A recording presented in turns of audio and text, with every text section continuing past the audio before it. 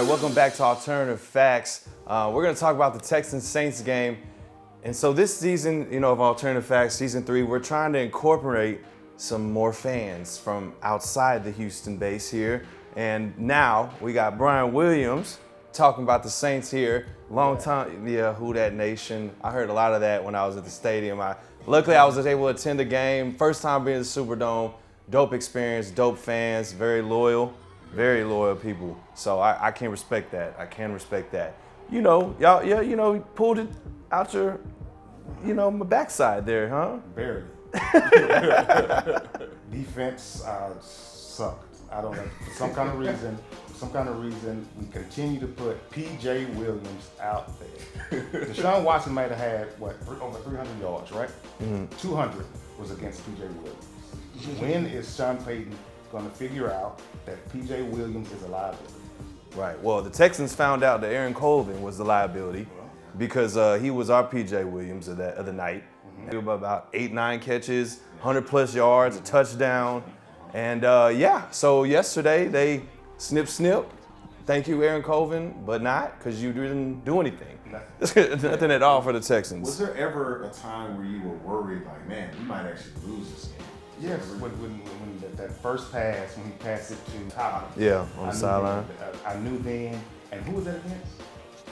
That was Lattimore. That was Lattimore. That was Lattimore. But then, lo and behold, who did Kenneth Stills catch that pass on? I'm assuming. That's your boy. Then that's when I knew. I knew, and then when he missed the extra point, I had a feeling we're gonna be all right. We're gonna be all right. We should come back. Once he made that extra point, I was kind of you were done. It was pretty silent in the Superdome after that Stills touchdown and the extra point. I was like, wow, we might be shocking the world right now. We might win this game. I always knew that we are a second half team, so I knew that we would make a push. Very true. When the Texans made that last touchdown, my heart was beating. You guys scored 27 points in the second half. Second half. 27 points. 27 points. And why do you think that is, Chidi? Come back.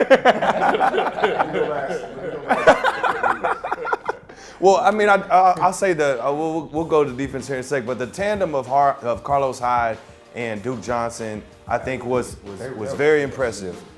They combined for 175 yards on receiving and running the ball, which was something that I didn't really expect, especially Carlos Hyde to go out there in the first series and get the start essentially. Yeah. CJ, what do you think about the offense? I mean, offense looked good. I mean, Deshaun's a stud. Yeah. So let's just start with that. Everything should be predicated around Deshaun Watson. Yeah. Like it shouldn't.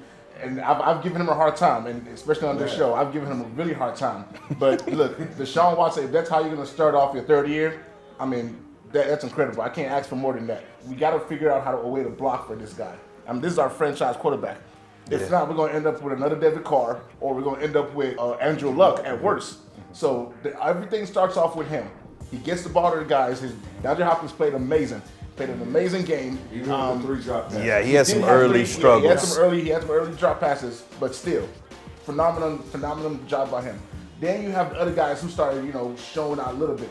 Fuller had a good game. Yeah. Fuller, he had one big catch, which, should have been a touchdown if Deshaun didn't underthrow it. But, like you said, the running game was there. Everything looked good as an offense. The problem was not our offense, okay? The problem was our defense. For us to do that against a New Orleans Saints defense, which is pretty solid. Yeah. I mean, that team went all the way to the NFC Championship game last year. And so now everything's now on the defense. Like, what do we do moving forward? You said Aaron Colvin. That's a start. That's a start. I last night after the game was over, I literally went on Instagram and said, this guy should be released immediately. And literally, I'm surprised they even let him on the team bus back to Houston. It starts from the top, man. What I saw last night was a team that doesn't have a championship-minded coach. That's just what it is. It's just great point. It's just little intangibles. Like, remember the challenge? He calls the timeout to contemplate the challenge. Yeah. So he ends up losing two timeouts in one. Just little stuff like that is annoying. Those stupid glasses he's wearing. I'm sorry. And then you got Romeo Crennel. I mean, that last drive. I understand we got guys getting beat deep, but they got 6 seconds. I mean, and it's Drew Brees. Yeah. put a little pressure on him. You got to take a chance. You can't play not to lose against a guy like that. You got to play to win. Yeah. When you got guys 30, 40 yards off, that's just dumb. And then you got Aaron Colvin.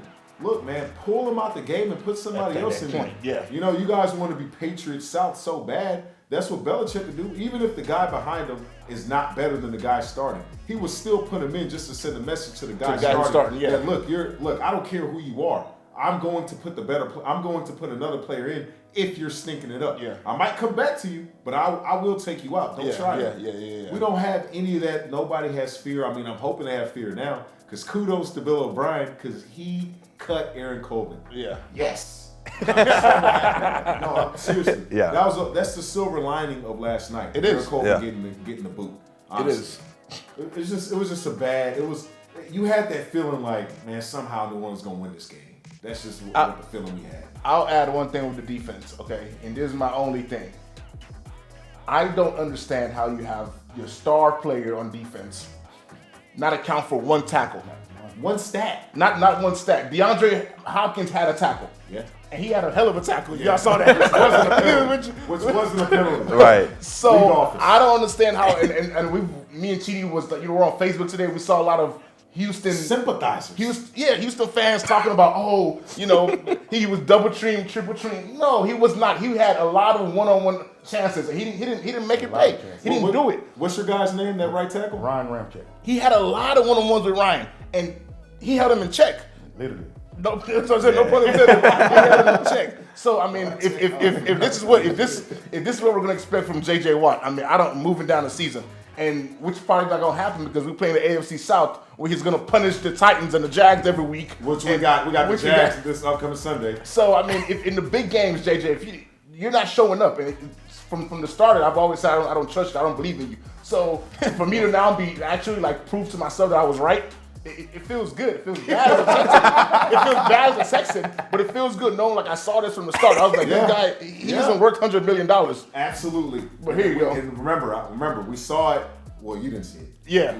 Same exactly what we saw it. The Cowboys game when Tony Romo hit him with that spin, then hit Terrence Williams for that touchdown on that third down where he had him. Yeah. All he had to do was sack him, but he wanted to go for the cool hit. Yeah. But anyway, outside of that, J.J. Watt has never shown up since Deshaun's rookie year. If you look at when we played the Patriots when Deshaun was a rookie, and we had them on the ropes, we should have won that game. Yeah. J.J. Watt was on the field for that last drive. Yeah. He made no plays. Then, if you look at when we played against the Eagles, we had, Deshaun put the team on his back again. Yeah. J.J. Watt was on the field for that last drive. Yeah. He did nothing then. And then now the Saints, another championship team. Mind you, those three teams I just mentioned all won a championship in this decade. Yeah. Then again, the Saints still did not do nothing against Drew Brees in that last drive.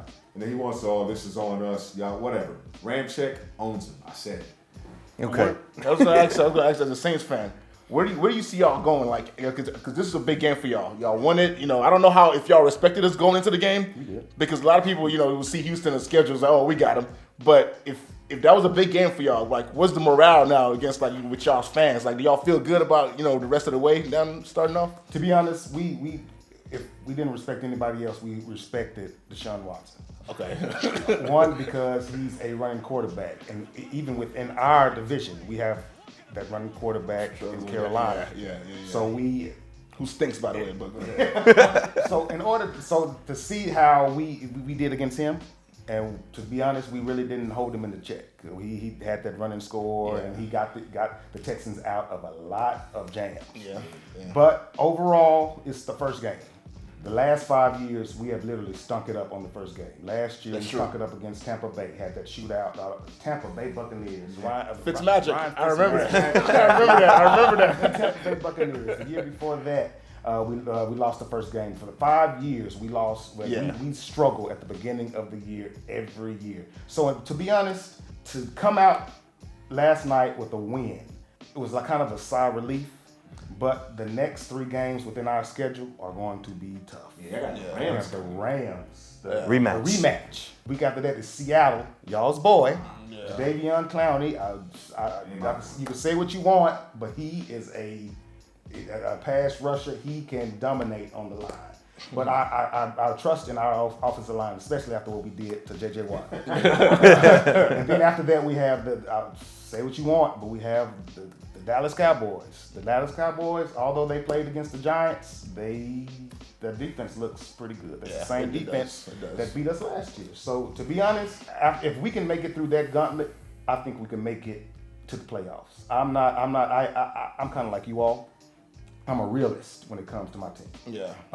We have the tools in order to make it to the Super Bowl if we find a way to bench PJ Williams. I'm sorry. It all circles back. It comes back to PJ. The same way that you all feel about J.J. Watt is the same way that I feel about PJ Williams. If you watched the playoff last year, they took advantage of him. Every play for Booger McFarland to go on live television and say that the Bill O'Brien came and said that we are targeting two people, Eli Apple and PJ Williams. That says a lot. And if we can see that in the crowd on the television, Sean Payton and the defense can see that. Yeah. Right. So if we can find a way to mask that, we had one of our defensive linemen. Y'all did run over us as far as the run game, but two of our defensive linemen were out. One was out to suspension, and the other one is hurt. Last year, our run defense was actually the number 2 run defense in the league. Yeah. So for you all to do that, it was the first game. Okay. First game, still a long season. Yeah, it's a long season. We both have easy divisional opponents, thankfully. So I guess we should get the nod. But those Falcons, they always find a way. Yeah, they can get tricky sometimes. Against us at least. Well, Brian, I appreciate you coming on, man. Talking with us, man. Talking Saints. Yeah. So next episode, of course, we're going to follow up, talk about the Texans-Jazz game. Check that one out when it comes out.